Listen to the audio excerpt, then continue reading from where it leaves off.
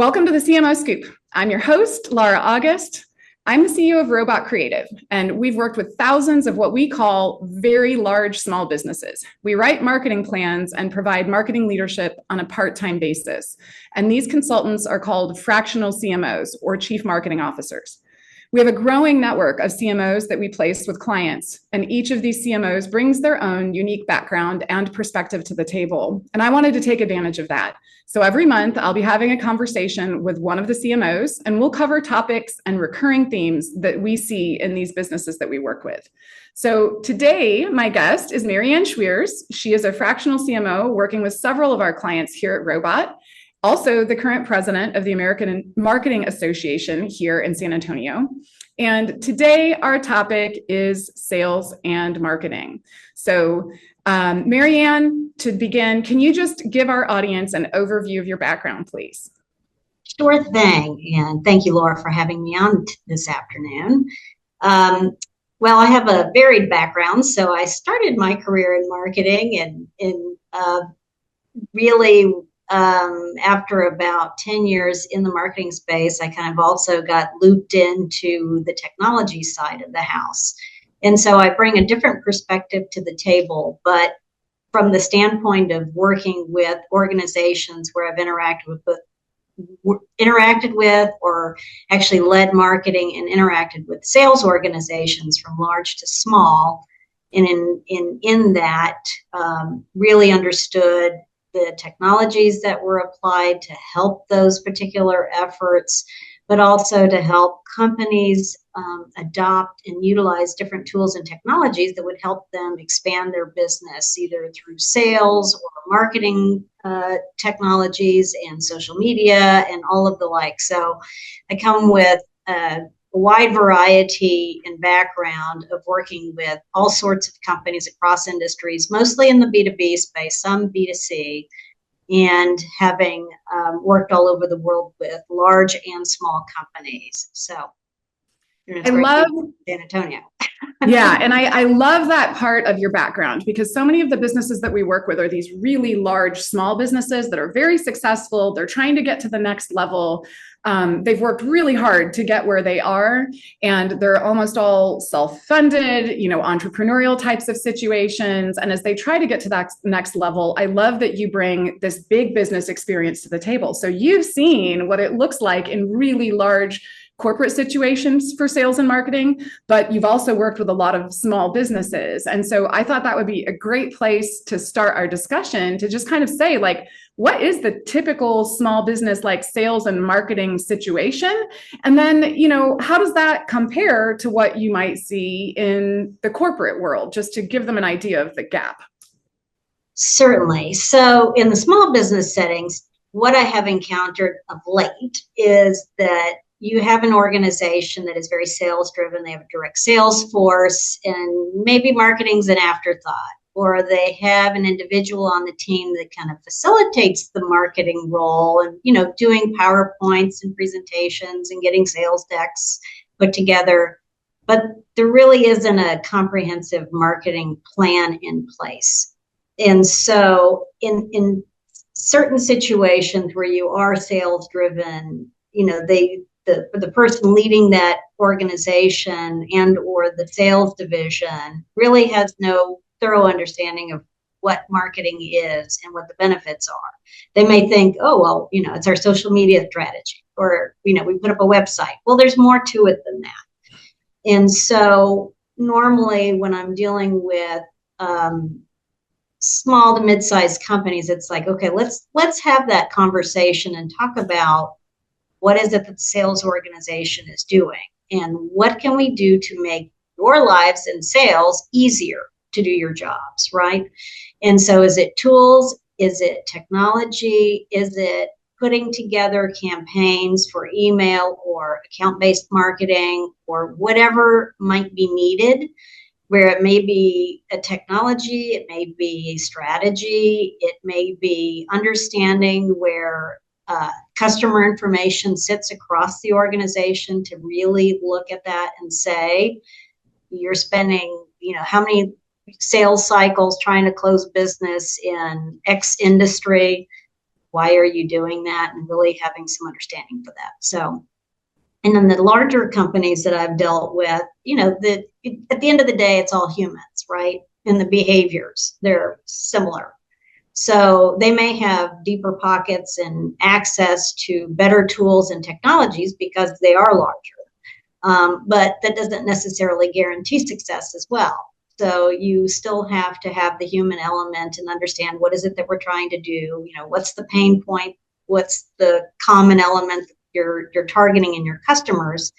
And for sales and marketing to work together to figure out what the pathway forward is. So maybe not all that different, other than more resources, deeper pockets, and more people to deal with. So maybe that's encouraging to some of the small businesses that are listening, knowing that, hey, this is hard. This is something that everyone's struggling with. So could you dig into what are some of the biggest challenges that you see between sales and marketing at these different levels?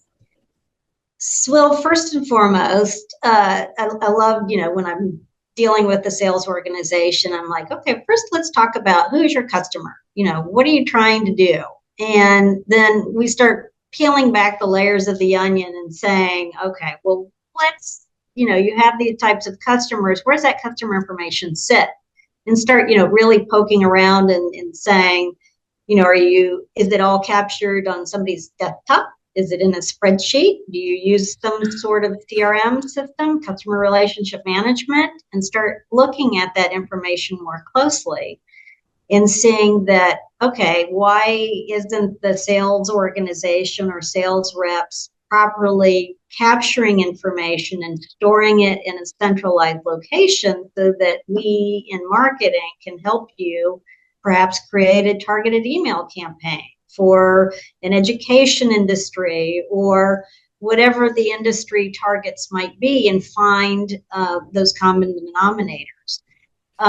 So with the sales organization and in then working with the sales leadership to say, do we have the discipline in the organization to do that? Is there some sort of incentive to get the sales reps, which may have been running all over the place, kind of doing their own thing? No sales rep has ever run over the place and done their own thing, have they? That's unheard of.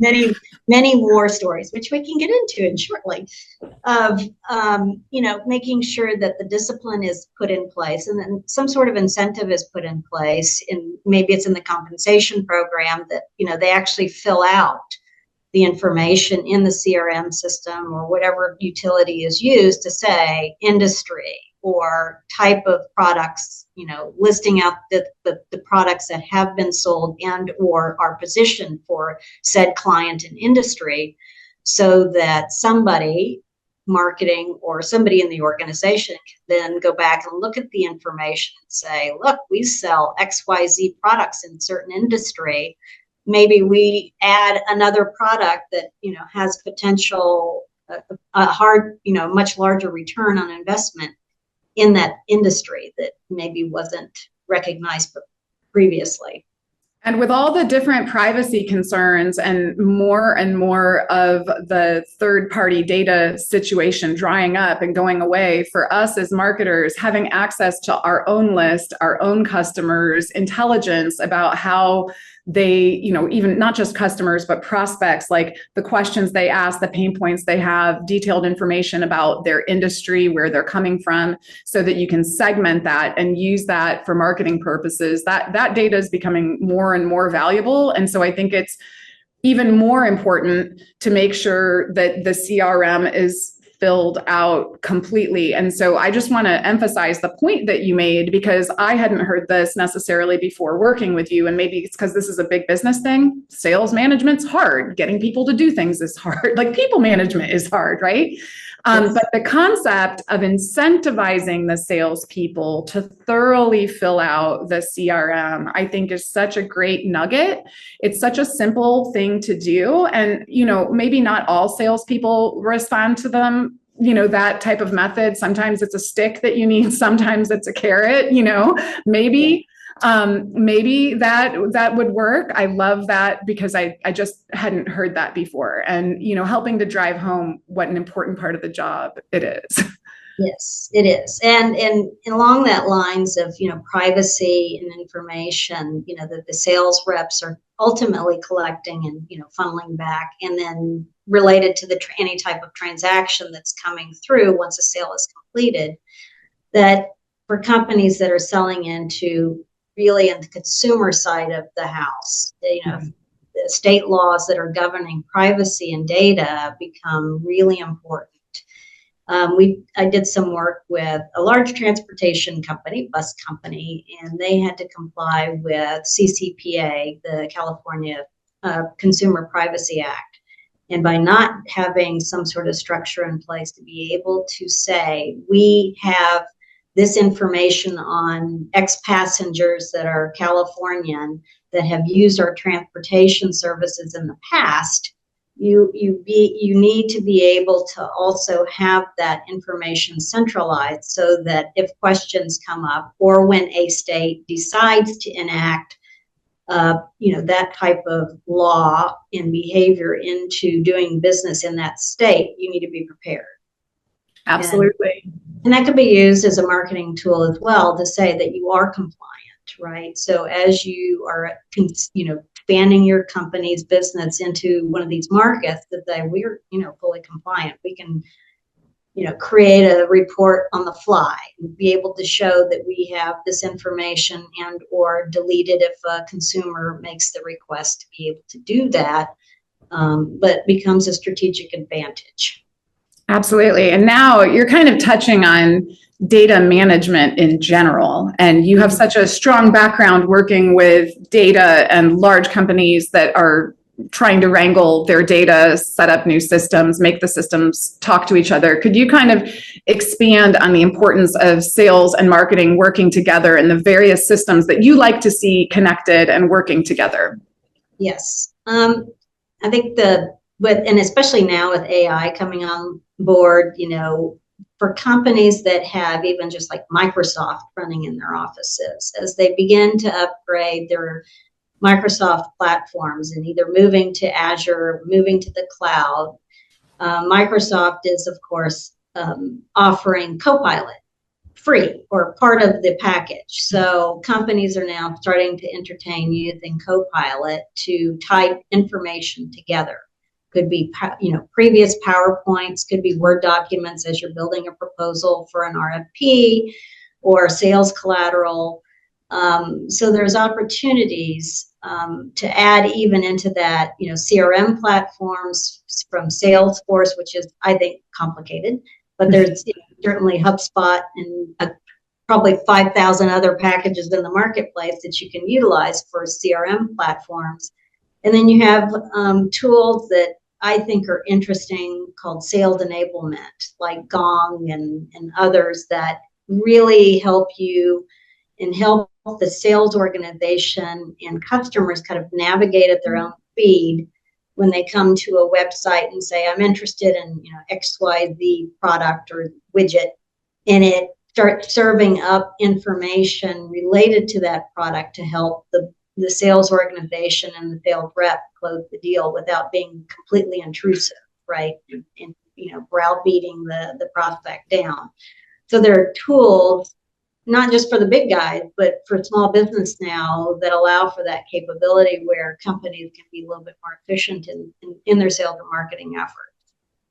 So, but it all starts with gathering that data, making sure that you're collecting as much data as you can, within the privacy rules, of course, with not slowing down the sales or marketing process, but making sure that that's as thorough as possible, and then connecting, like, here's the accounting system or the ERP system. Most small businesses don't have like a full ERP. We see some at the very large end of the spectrum that have ERPs, but I would say most of the small businesses that we work with are still working with like a separate accounting package from a separate sales package, and some of these are connected better than others, but I think that is a real challenge. And I'm very excited about like how AI might be able to bridge that gap and connect some of that data, because like data management is everybody's least favorite job, especially like your top salesperson, right?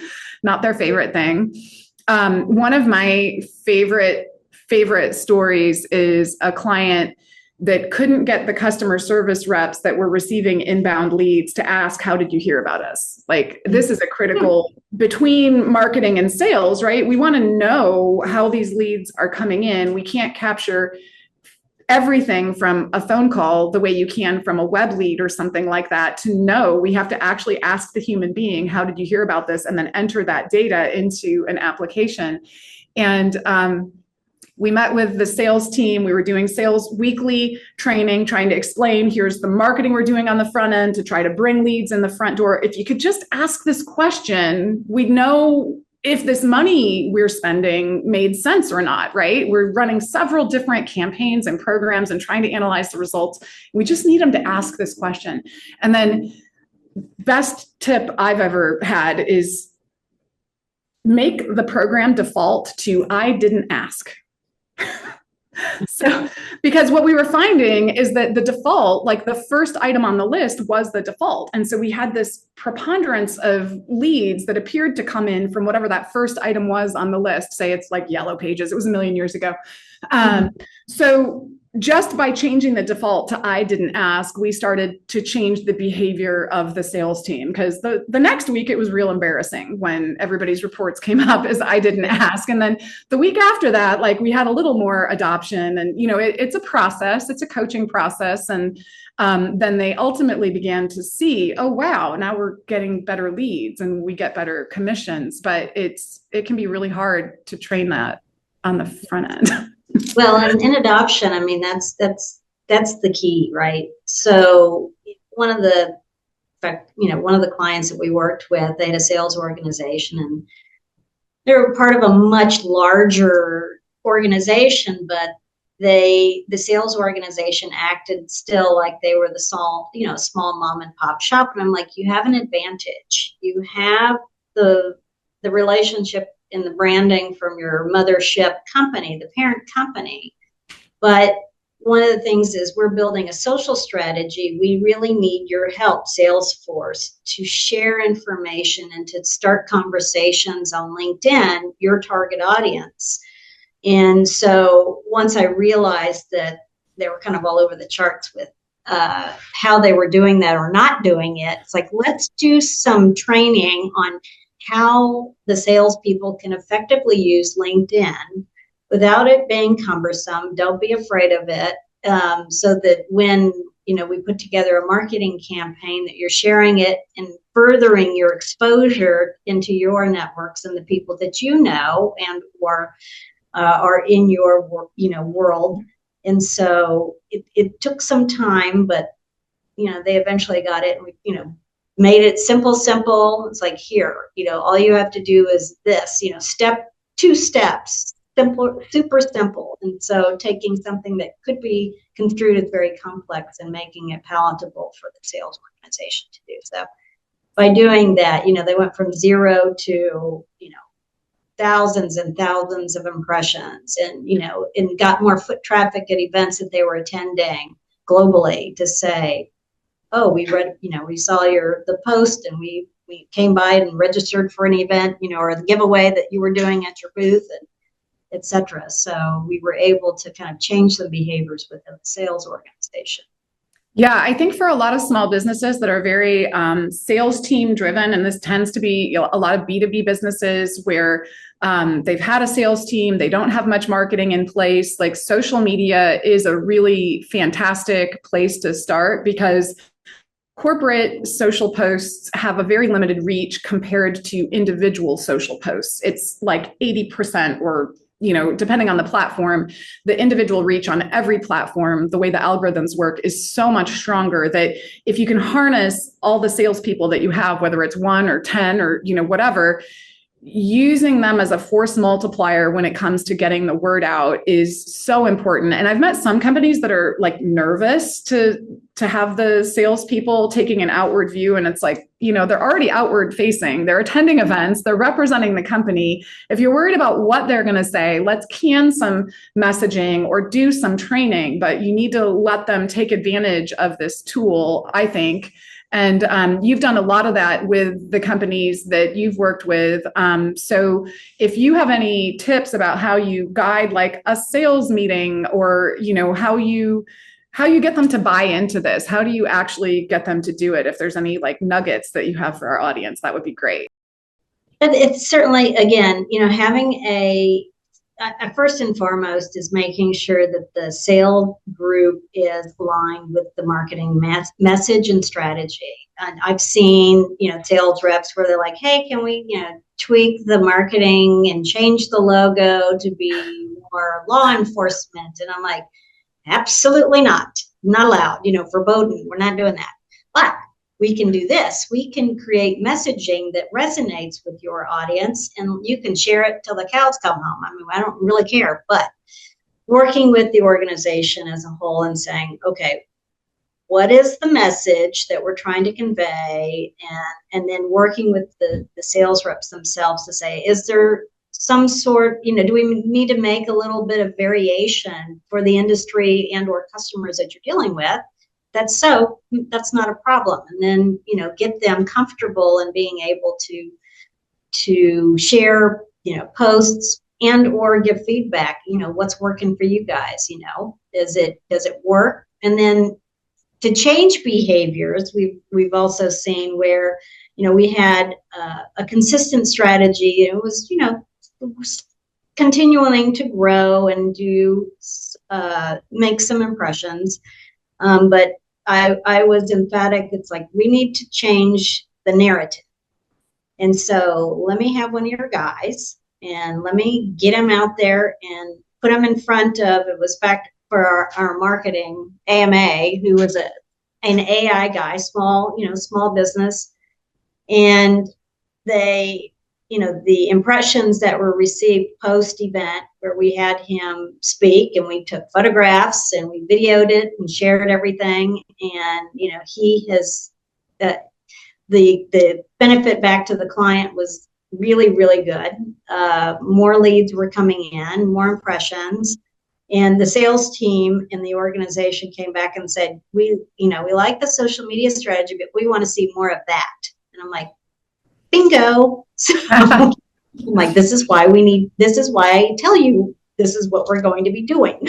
Yeah, I think it's really important to message those wins, because sometimes if you have the marketing team operating in a silo, getting frustrated that the salespeople are changing the message instead of, and then, not communicating back what's working or what's not working. I think it's really important to have that open line of communication. And marketing people get annoyed with salespeople all the time. Salespeople get annoyed with the marketing people all the time. I think it's all kind of justified, but I think that's like a healthy tension also. I think that the marketing team can help establish, we always talk about corporate style guides, and those don't have to be like a 500-page binder. Like many of us have seen those giant ones. It can start really small. It can start as just a playbook where you say, we're going to refer to our clients as clients and not as customers, or, just little things with wording or how you're going to use the logo or not use the logo. Locking some of that down and creating, like you said, some of that core messaging, but then knowing the marketing team has to know that the sales team needs the ability to customize and to try different things, because they're the ones who are going to get the response. They're going to know what's working, what's not working. They need the ability to adapt on the fly, I think, to a certain extent, and then provide that feedback back to marketing. So, well, and when you have a marketing organization too, that's, aggressive and, you want to give them some flexibility to be able to run and go do what they need to be doing, and to be, a success at their own games. But I think it's also marketing's responsibility to work with sales, to really understand where they're coming from. What are the challenges that they're facing? You get great information from the sales team when they're out in the field selling and getting pushback, right? So what is it that the sales organization is hearing and seeing and feeling out in the field? Then meanwhile, if you have an omni-channel approach to sales, you have resellers in the market, or you have online sales, looking at that information and saying, okay, how does this all look? And together, all the parts and pieces, are we really missing an opportunity in said market because of the way the product or service is being positioned, and or what's the competition doing in the marketplace. Now, that's area that I love doing, is the competitive analysis, and really looking under the hood and saying, we have some opportunity here where the competitor services are down, or they've had a shuffle, in leadership, and there's a different direction, or their supply chain, they're affected by some supply chain anomaly, and you should be able to take advantage of that. But if you don't, you're not privy to it and not aware of it, marketing and sales need to work together to figure out, hey, we just, heard on the street that such and such sales, organization is having some issues. It's like, okay, what do we need to do to take advantage of that? And we did that in a previous life where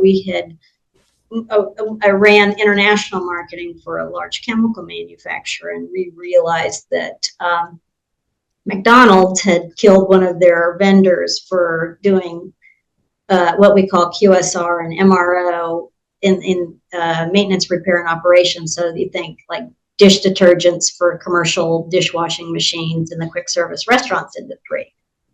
So we put together a full tactical team, and we knew we had, our sales reps in the European markets were telling us that, anecdotally, we knew that the contract was coming up for renewal or new bid. And so, but the sales reps couldn't necessarily tell us, how does our product shape against theirs? And I'm like, no problem, we'll figure that out. So we put together a team, went to Europe and did some reconnaissance, and, we're able to see how our products the formularies compared with theirs.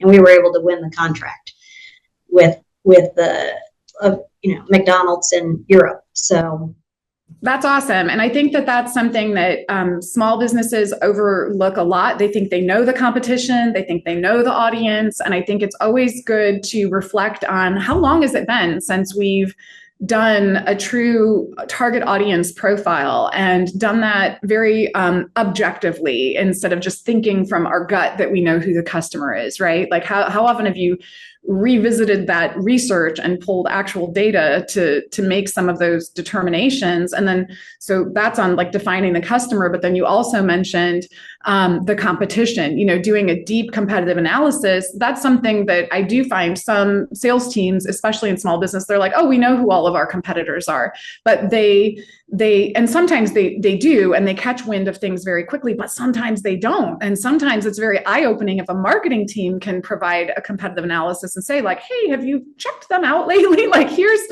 what some of your competitors are up to. Like, they just refreshed their entire brand, their website, their entire digital marketing program, and they look like they're getting a lot of traction. I think either team could conduct that. I think it's more likely to have a marketing team follow through with that as a project, because marketing teams do projects. Salespeople tend to chase leads, right? So when you start to add in a marketing team to help define the customer, and they have to do it with the sales team's feedback, obviously, but also to help define the competition and that clear positioning, it is so important, and it can be so powerful. I wish more small businesses would take that action.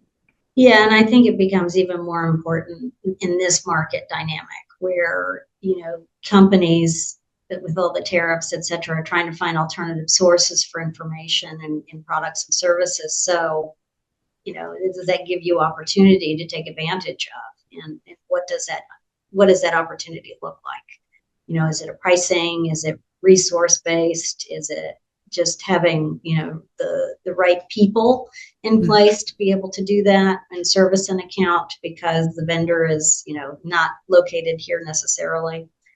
So those types of scenarios become really important for both sales and marketing, is to have that understanding and sit down and say, okay, where do you think the opportunity may be coming from?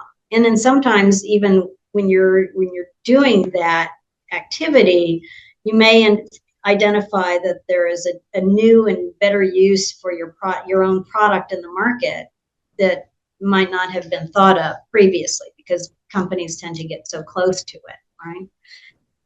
Absolutely. So revisiting the 4 Ps, the product, the placement, the pricing, and the promotion, like that, again, that tends to be a little bit more of a marketing driven activity. This pause in the daily operations of chasing leads to say, hey, there's been a seismic market shift and we need to step back and evaluate it. Or the opposite, like, hey, it's been kind of stale for a while. Maybe we should take a look around and see what's happening out there to maybe see if there are those opportunities. So I love the idea of pausing to look for that opportunity. And I think it's so important. Something else that is a little tangential to what you've mentioned that I think is a valuable tool that we teach a workshop on is the customer journey map. So, there's so many stages in the customer journey, from the awareness of the brand in the first place and the understanding of how that brand is positioned compared to the competitors, what's going on just in terms of the awareness of your brand in the marketplace. And then when prospects begin to take action and do research and engage with brands to understand, who might serve their needs best. There's things that everyone's researching on their own, and now AI has jumped into that mix, which is like a whole new can of worms for search engines and for websites and everything. Barely don't even know if we could touch on that today. It's a whole separate CMO Scoop episode. But that's huge in terms of the research they're doing. And then once they start to move further down the funnel to be engaging with a salesperson, maybe doing demos or getting questions answered, to actually closing the sale and then engagement. Each of these is a really distinct stage in the process, and salespeople are addressing each of them as they come up. But you can apply some data and some science to this. You can understand which of these phases are working well and where things might be stuck. And marketing teams often have a whole bag of tricks that they can apply to each of those stages and help the sales teams with to understand, like, hey, if they're all getting stuck, when they're asking you these questions, can any of those be addressed earlier so that phase moves a little bit faster and you can get to the demo or the juicy bits that you're trying to during the conversation. So I love customer journey maps. Anybody listening, you can Google those. You can find examples. They look similar to a sales funnel, but the sales funnel is just going to relate to the sales process. And I think if you do customer journey map, you're going to get that extended view that a marketing team tends to look at that has all of the awareness generation at the front end, but also the onboarding and the retention and the repeat business at the end. Which, salespeople are usually commissioned for maintaining those clients and relationships, or at least in some organizations. So they should be encouraged to work with a marketing team to build this broader view of what the customer relationship looks like. Yeah, and Laura, that's a good point. Those customer journey maps are really important, especially for a company that has multiple channels on how they sell their product or service. So they may be a brick and mortar storefront, they may have online sales, they may have a reseller program, and those customer sets that buy in those different scenarios may be different. There's commonality, obviously, because they're all buying the same product, but they may be very different. And so having that understanding is vastly important. So if you upgrade or add something new to the product, or you want to do a sales promotion, what's going to resonate with that particular audience? And it's not one size fits all. I mean, obviously today, just looking at, how we consume content on TV, right? It's not cable anymore. It's everything streaming. And, the 4,000 versions of streaming channels and applications that you could choose from. So those are all different audiences. And you do need to have that understanding of who your customer truly is and how they are interacting with you and buying from you. Yeah, we actually recommend doing a separate journey map for each one of those customers. Now, some of the tools that you use to address those stages might be similar from one to the next, and they may converge at some points and then diverge again, but separating all of them out and looking at each of those customer journeys separately. And you could find that like certain audience groups take several different journeys and they have similar characteristics in terms of who the audience is, but they might be coming in different routes. And that's just a whole nother level that small businesses often struggle to think about all the different audience groups and all of the different pathways. And it can feel pretty overwhelming. But if you look up these tools, the customer journey map makes it really simple. You just identify one front door and who's coming in it. And then you kind of map what your team is currently doing. And you can step back. And my favorite way to do it is just to grade it. Just say, like, are we going to give them an A, or are we going to give our company an F? Like, how well are we really doing at this stage? And it's just a very simple way to say, like, here's where we're having success. Here's where we need to work on something. What would move people through the funnel faster, at this stage? So I think clearly defining audiences, clearly defining their journey are just so key. But I want to come back, MaryAnne, just to be conscious of time. I want to leave enough time for QA. You mentioned a channel or partner program, and I know you have a lot of experience helping to build those. And so I want to tie into that a little bit. If you could, some of the small businesses may not even know what a channel or partner program is and why this is important. So fill us in. You bet. So in the case, let's say you have a product and you've been selling direct to consumer, right? Or customer. You have a brick and mortar store and you've been selling a product to, Joe Blow that walks in off the street and buys your product from you. If there's opportunity for another company to sell that product on your behalf, where you get a percentage in sales, then that's kind of the scenario. Could be likely in software, you'll always see, like, you may not be buying a particular software product from the manufacturer, but you may be going through a third party to buy that. Mm-hmm. So the channels program or alliances program, or whatever you want to term that, is another opportunity for companies to widen their sales and to give them access to markets that they might not otherwise have access to. And in that scenario, if you sell a product that you likely would love to sell into another country, you may have some issues with being able to establish a pathway yourself and be able to ship it and get it into that particular market. But by identifying a channel partner or a reseller in said market that gives you access and again opens the door for additional revenues in a new market that you might not otherwise have. So reseller program or a channels program is an ability to widen how you sell your products. So it could go through third party or partners versus just relying upon a direct sales force to do that, or online. So very vast, very important to consider that, depending upon the products and services that your organization sells. In the case of small businesses that are wanting to widen their business, there may be opportunity to sell to a much larger organization. May not be able to do that directly, but through a channel partner that can pick up and add their product into whatever they're under contract to buy. Yeah, so this is great information for small businesses that are really trying to get to that next level, like thinking about, like, who already has your audience as a captive audience, and who might be a synergistic partner that could help act as that multiplier for you and help reach much larger businesses than you can reach on your own, or government entities, some of those places that are tricky to get into. And MaryAnne, like, we've talked before just about, like, how hard it can be for a small business to get set up into some of those vendor systems. Like, maybe if you could touch, you mentioned it briefly, but, like, what does that mean? Why would a small business have a hard time doing this, and going through a channel partner would make that easier? Sure.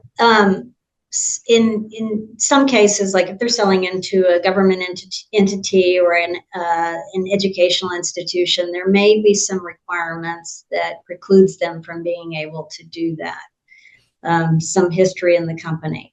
So by going and identifying a partner or vendor that's already blessed to do business with that entity, they may be able to help you get your product into that business or entity.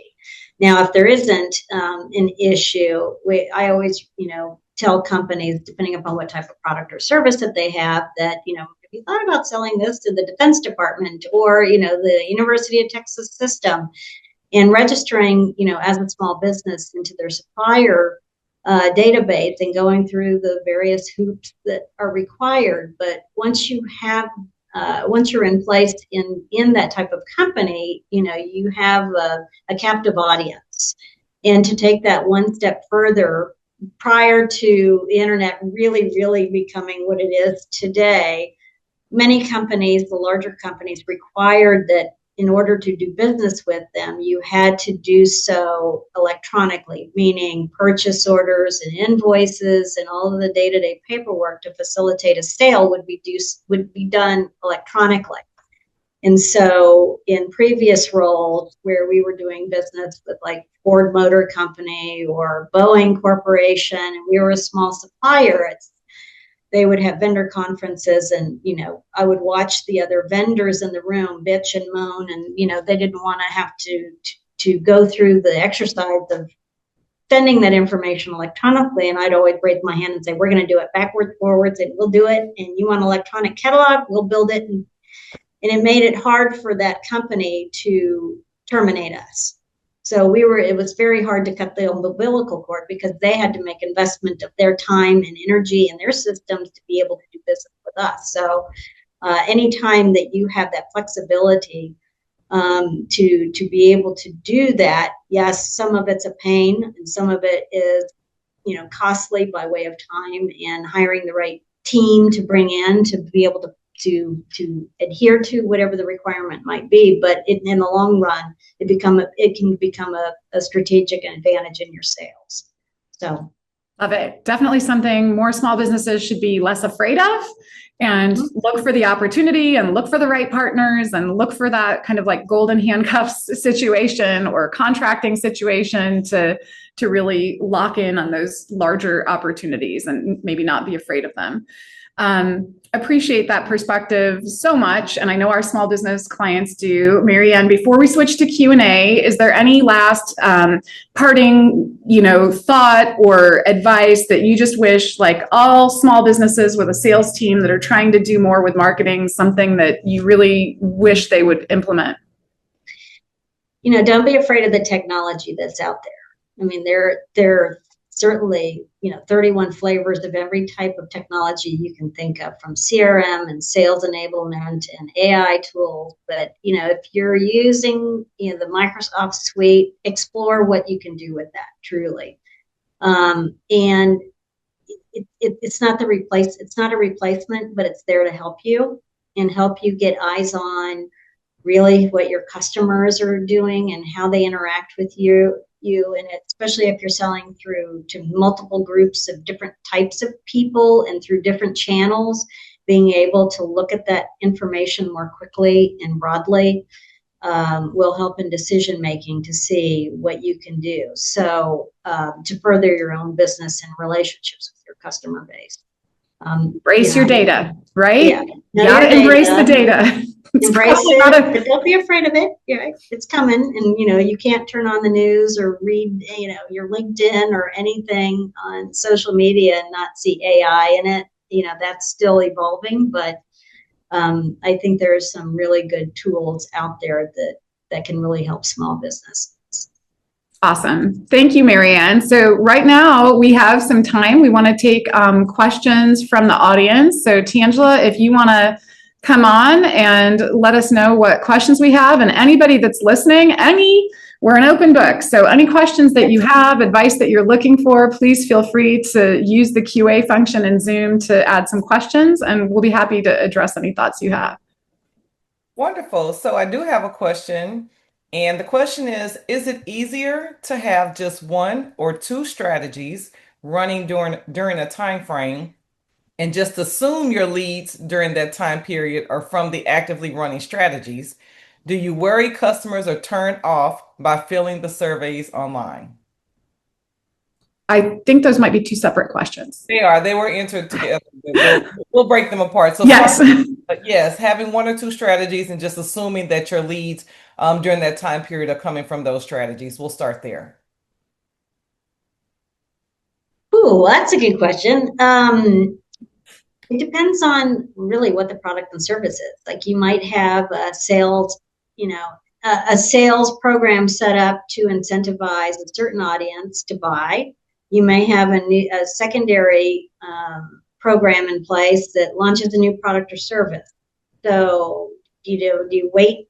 Do you run those both at the same time? Sure, right? I mean, those are two distinct things. If you're running two sales programs where they're in conflict, then you're just adding chaos into your own environment and your sales strategy. But I think from my perspective, it really depends on what that is and, who's the audience going to be impacted. If it's the same audience, then you don't want to completely hit them over the head with too many campaigns at the same time because your message will get lost, right? We think of the flood of emails that you get today, right? So you don't want to be able, if you're having some sort of sales campaign, whether that's email or phone calls or, in-person visits, be consistent and, what is it that what's really going to resonate with your customer and or prospect?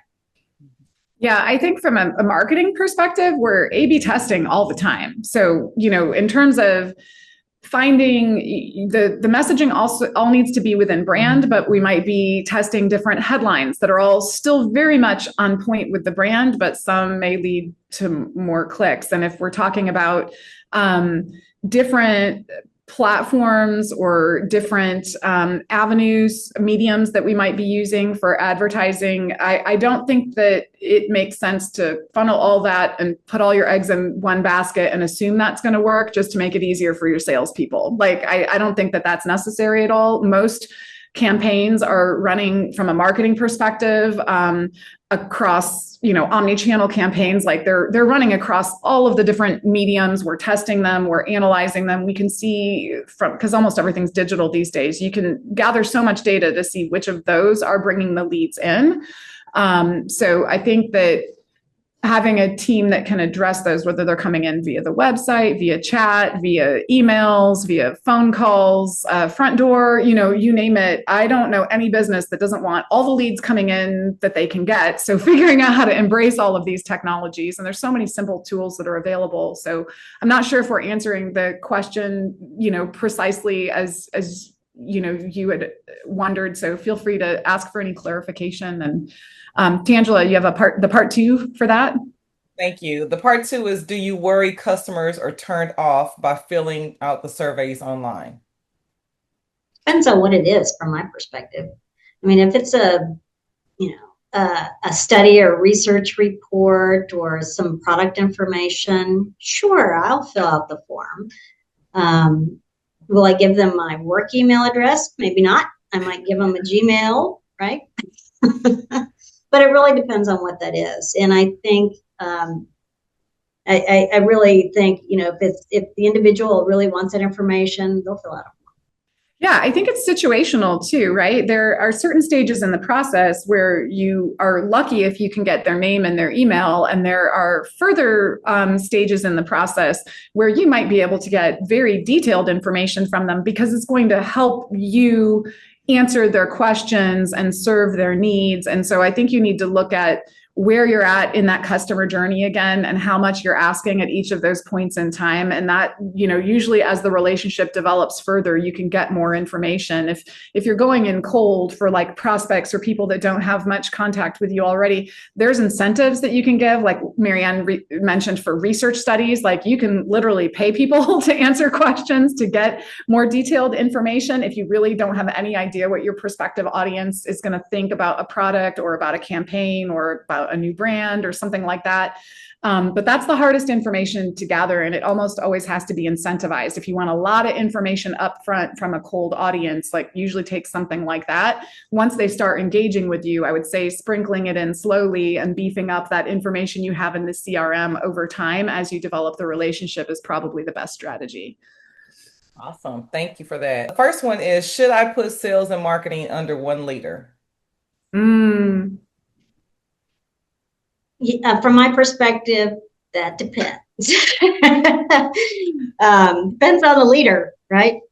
So I've worked for CROs in my past, chief revenue officers, where they had sales and marketing, and they were fine. I mean, they got it. They were sales driven, but they understood and they knew the importance of marketing. I've worked for sales leaders before that thought only sales existed, and that, you know, us marketing people are all wishy-washy, you know, just wanted to create and be, you know, cutesy and creative. And I'm like, no, we do a lot more things than that. So I think it really depends on the organization and how the leadership team is fetted out, and how what their philosophy is. Are they really just sales driven and they, you know, they think marketing's an afterthought, or do they understand the importance of both marketing and sales? At that point, yes, under one is fine. If you have two different leaders, that can be of conflict too. I've seen CMO and CRO, or, you know, lock horns. And that makes it hard if you're reporting in that structure, because everybody's at conflict. My perspective. There's got to be the right pair. I totally agree with everything you've said. Like the marketing, if you're going to have one leader that's over both, they can't have grown up within just the sales side of the organization. They have to have, and not a marketing degree from 25 years ago either. Like you need somebody who actually has led marketing teams, who understands marketing programs, in addition to being able to manage sales teams. I think that leader personally would come best from a marketing background, because it's like promoting the salesperson to their point of failure kind of thing. Like the best salespeople often become sales leaders. And then, then you're taking out your top salesperson to start managing people. And they may not have any of a marketing background. So, and this is my experience from like a small business perspective. I haven't worked with the larger businesses that MaryAnne has, but that's kind of my thought on within a small business. Finding two that can collaborate and appreciate each other is always a beautiful thing, but it can be a challenge. Yeah. So our next question is, how can we align our marketing and sales team to work together? Well, first having defined goals, right? Sitting down and the sales and marketing team saying, okay, what's the goal from executive leadership or the leader of the company saying, our goal is to increase sales by 20%. Okay, how are we going to do that as a team? What are the opportunities? And sitting down together to understand what the overall goal of the company is, right? And so depending upon how that company is structured, big or small, you have to have first the overall arching goals of what the company is trying to do. Yeah, we're a big fan of strategic planning that includes both of those leaders and the whole C-level leadership team. Or if you're a small business, you may not have C titles, but having the people that are running sales, marketing, finance, HR, the CEO, like all of those people together at the table, I think setting the company goals creates alignment. And then obviously sales and marketing, but really all of those leaders need to work together on all of those programs. If it's recruiting for HR, the company brand is really important, and the website and the social channels are probably really important. If it's launching a new product, you probably have like the operations team that's going to actually launch that product has a lot to say to the salespeople and to the marketing team to make sure that all of that's aligned. So I think really solid annual planning and quarterly planning with a system like the EOS, the Entrepreneurial Operating System, or Scaling Up, something like that's really important. Thank you. Excellent. Do we have more questions? Because we're almost at time, so I probably need to wrap up. That was the last one. Awesome. Okay. Well, you guys, thank you so much for joining us. Our next live stream will be on Thursday, July 17th at noon. So Dr. Jeremy Roberts will be our guest CMO, and we'll be discussing the rapid growth and marketing infrastructure that's needed to really achieve rapid growth within a small organization. Want to mention that you can follow us on Eventbrite for notifications about these upcoming episodes, but the best way to stay in touch is to join our mailing list. we will have access to articles and tools that will not be available through Eventbrite. So we'd love to see you join. And thank you all. Thank you, MaryAnne, first of all, for sharing all of your incredible experiences and knowledge with us, and for just being a great part of the team. And thank everyone, thank you all for joining this live recording of the CMO Scoop. See you next time.